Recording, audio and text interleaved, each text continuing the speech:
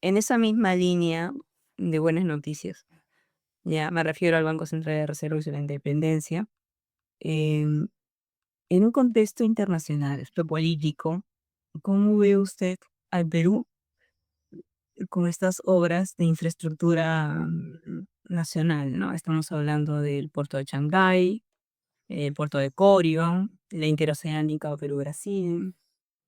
Bueno, yo creo que son horas inútiles, te soy sincero. El aeropuerto, ahí está, a edificio.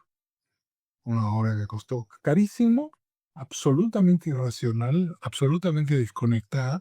Es una locura. Es decir, alguien debería estar en la cárcel ya, porque hace un aeropuerto al que no llegue el metro, sin conexión, sin puentes, la otra mitad del aeropuerto la dejan tirada, es absolutamente incomprensible. Lo mismo pasa en Chancay. Chancay es un enclave chino, no tiene conexión, porque se olvidaron de hacer la autopista. A una autopista le va a demorar 15 años en hacerse. Entonces, ¿qué vas a hacer con ese puerto gigantesco? ¿Para qué? Para que reembarque como están haciendo ahora. Lo que llega a Chancay no lo puedes embarcar por tierra, porque ni hicieron ferrocarril, ni hicieron una autopista. Y no puedes tú pasar los trailers por Pasamayo. Primero por la variante porque no sube. Y por Pasamayo da una vuelta y se cae al abismo. Es una autopista de los años 20. Nadie la cambió nunca. Entonces, así es el Perú, pues han hecho estas obras que son perfectamente inútiles. La IRSA, me dicen, yo no he estado por ahí, pero la carretera está impecable, muy bien mantenida, está ahí está la carretera, pero tiene un tráfico menor. Entonces, no es precisamente haciendo ese tipo de ¿Podría cosas. ser elefante en blanco? Bueno, básicamente lo son, ¿no? Y obras básicas que se debieron haber hecho como la Panamericana, no tenemos una autopista de 4 carriles. ¿Dónde están? Es inverosímil. No hay una autopista longitudinal de la sierra. Si tú quieres ir de Cajamarca a Huancayo, tienes que ir en Lima. Y estamos en el siglo XXI. Y eso es triste porque el sector rural y agrario en nuestro país no representa una buena cantidad de gentes y hay mucha pobreza Por supuesto. en ese sector. Además, sí, hay algunas zonas no operativos. Mira el norte peruano siempre fue próspero. Pero ¿qué diferencia el norte del siglo XIX del norte del siglo XXI? Que el norte del siglo XIX tenía la mayor cantidad de ferrocarriles de Sudamérica. Porque todas las haciendas azucareras tenían un ferrocarril, que era privado, que sacaba las cosechas al mar, a sus puertos. Hoy no existe ninguno, no hay ni un ferrocarril. Entonces, tú necesitas, y hay ferrocarriles en el mundo hoy día que son muy modernos, ¿no es cierto? Hay estos trenes de alta velocidad, siendo la costa peruana, no soy ingeniero, pero estoy seguro que cuando has escuchado a algunos ingenieros hablar de esto, no hay ninguna razón para que no haya un montón de estagna por el desierto con ferrocarriles de alta velocidad, ¿no? Que no solo lleven los pasajeros, no lleven la carga. Hoy día, el pan llevar, la comida se trae en camiones que consumen Sí, gasolina. los costos operativos son así, locura, horrible, Una locura. Eso no tiene sentido. no lo venga. Y el cabotaje desapareció, porque una alternativa, ya que las carreteras y los trenes van a demorar mucho tiempo, ha sido renacer el cabotaje. El cabotaje en el siglo XIX, lo veía hasta la Guerra Mundial, fue muy importante, porque el Perú está lleno de pequeños puertos, lleno de caletas, y bancos pequeños y medianos perfectamente pueden hacer el camino y entrar, y además a un costo mucho más bajo. El flete marítimo es mucho más bajo que el flete por autopista. Pero no existe flota carguera peruana. Desapareció la flota carguera peruana. Entonces, hoy día, por ejemplo, en Chancay, ¿cómo desembarcan lo poco que ha llegado? Porque este en Puerto no hay café. Lo poco que ha llegado lo han traído a Lima en barco. Por eso, pues, hay de locos. Entonces, de un puerto chino pasamos al puerto del Sultán Cambia.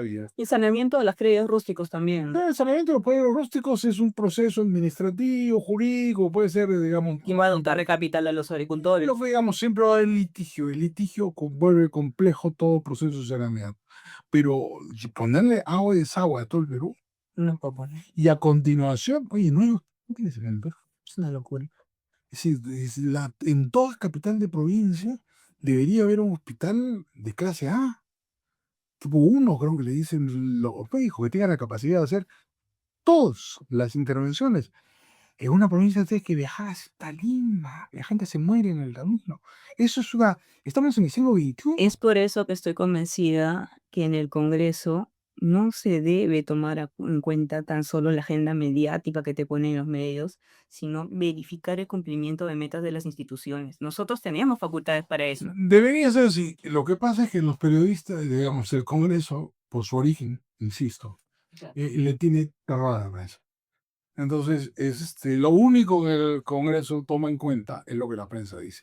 Y ahora en una sociedad hiperconectada, ya no es solo la prensa convencional, porque hay portales, ¿no es cierto?, influencers, Como ya redes, hay más redes. mucho más presión sobre los congresistas, ¿no? Y eso hace que los congresadores, senadores y diputados le van a prestar siempre mucho más atención a lo que la pantalla pequeña dice que a cualquier planificación de largo plazo que nunca van a ver. Yo recojo con mucho gusto esa recomendación que usted hace sobre implementar redes de comunicación alternas, ¿no? A los discursos que usualmente se dan. Y yo creo que eso podría enriquecernos.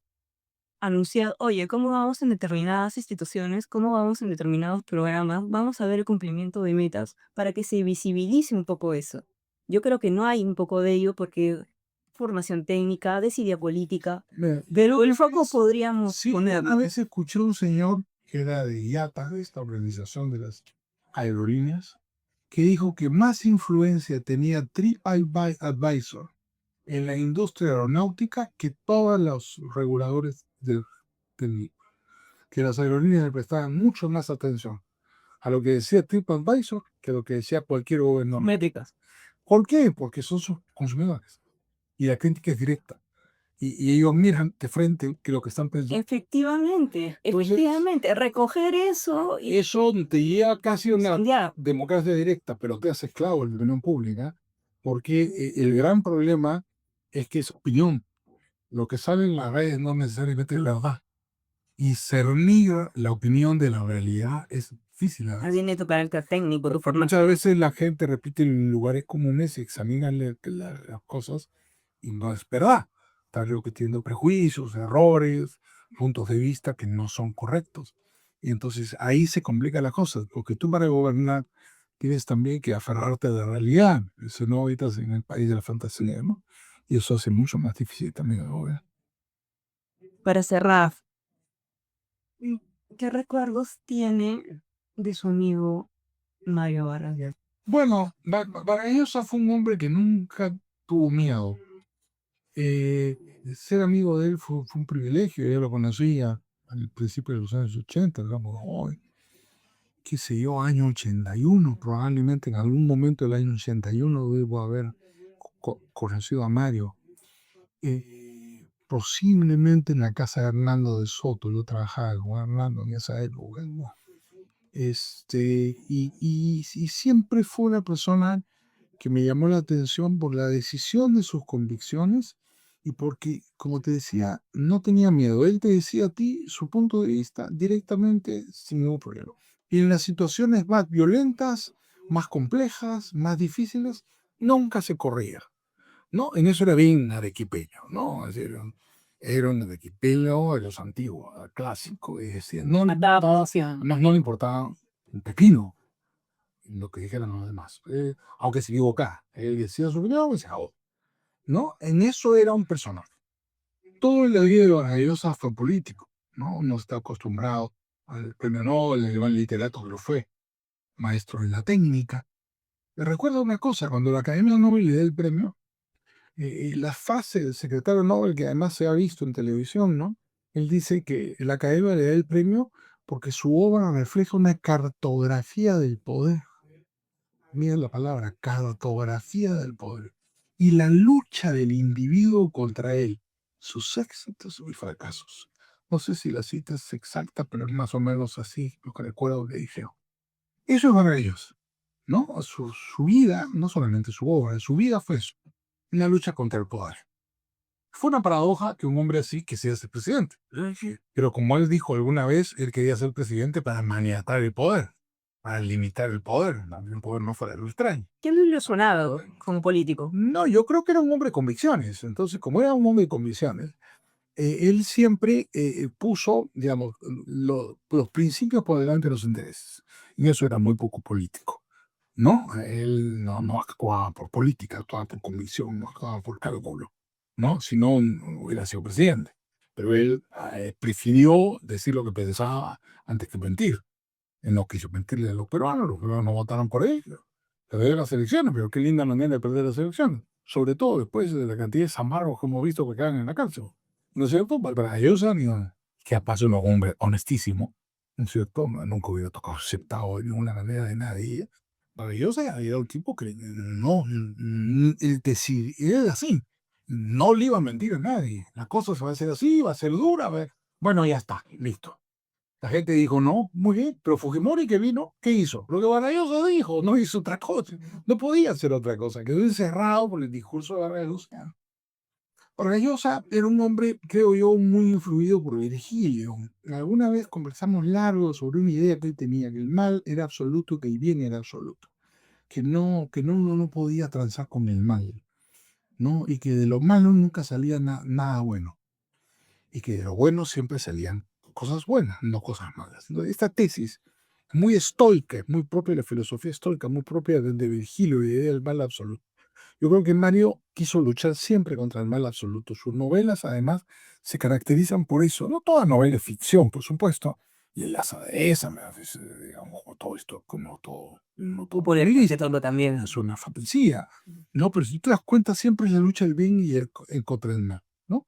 La novelística, en la obra de Vargas Llosa, sobre todo en las grandes novelas de Vargas Llosa, tienes estas figuras del mal absoluto de Chivo, ¿no es cierto? El bien absoluto, Urania, él es el mal absoluto con el bien absoluto, siempre es así, ¿no? Tiene esa característica, ¿no? Él perteneció a una generación muy influida por Sartre, ¿no? Sobre todo la idea del intelectual comprometido, y si bien cambió de opinión política, porque Mayo fue un socialista en un determinado momento, después se volvió liberal, siempre fue un intelectual comprometido, socialista o liberal. Nunca se quedó callado. Siempre formó, participó del debate. ¿Alguna anécdota? Muchas, ¿no? Es decir, ¿qué te puedo contar? Inclusive ya hay el libro de Pedro Cateriano, su biografía política, hay algunas cosas que poca gente sabe. Por ejemplo, Mario tuvo una participación muy importante en la guerra de las Malvinas, ¿no? Muchos peruanos no están informados de esto, pero no lo contó él mismo hace muchos años, que Belaúnde le había pedido hacer una gestión directamente con Margaret Thatcher, que era amiga suya, durante la guerra de las Malvinas, para que Margaret Thatcher recibiera a Manuel Ulloa, que era primer ministro peruano, antes del hundimiento del Belgrano, buscando un plan de paz, para evitar la guerra y reemplazar a las tropas argentinas que habían tomado las Malvinas por cascos azules de la ONU y evitar de esta forma la guerra. Esa gestión la hizo Mario. Mario consiguió que Margaret Thatcher durante la guerra, a través de su amigo, el historiador Hugh Thomas, famoso historiador de la guerra civil española, el hispanista inglés, Lord Hugh Thomas, Margaret Thatcher se reunía en secreto con Ulloa y resulta que Ulloa nunca llegó a la reunión. Dejó plantado Margaret Thatcher, se quedó en Madrid en una reunión, parece acompañado por algunas personas, una UAT, y nunca llegó. Esto está en la bio, no estoy siendo indiscreto, y ahí, claro, ya había escuchado la historia de arte, pero Mario lo declara, lo dice, está en el libro de Pedro, en la biografía de Pedro de Guerra, que Margaret Thatcher quedó, Ulmanú Ulloa dejó plantado a Margaret Thatcher. La pregunta que cabe ahí es, como decía Mario, ¿qué hubiera pasado si se reunían de repente, si Ulloa no faltaba a la CIP? Que le costó mucho trabajo a Mario conseguir, por supuesto, Margarita se molestó muchísimo por el hecho que Ulloa la haya dejado plantada. Que no, pero de repente si Ulloa llegaba a la cita y se gestaba el plan de Belaúnde para evitar la guerra de las Malvinas, se hubiera cambiado la historia y muchas miles de personas hubieran muerto. Pero historias como esas llenan la vida de Vargas Llosa. Hay un Vargas Llosa profundo, un Vargas Llosa que no es el personaje de las películas, de los artículos, ni de las revistas, ¿no? Este Vargas Llosa que jugó parte de su historia, de la historia de su país y de la historia del mundo en un determinado momento. Él es un hombre que vive 90 años, ya falleció a los 89, casi un siglo, ha sido hombre, de una participación intensa en la sociedad. Yo creo que la influencia de Vargas Llosa se va a sentir muchas décadas en el Perú, ¿no? Porque su obra perdura y su obra va a ser leída por los jóvenes, por supuesto, como te dije hace un rato, cada libro, cada vez que lees un libro, es un libro nuevo, Es distinto. ¿no? Y los jóvenes leerán a Vargas Llosa de una manera distinta como lo hemos leído nosotros. Muchas gracias. Zapato, bus. Por gusto.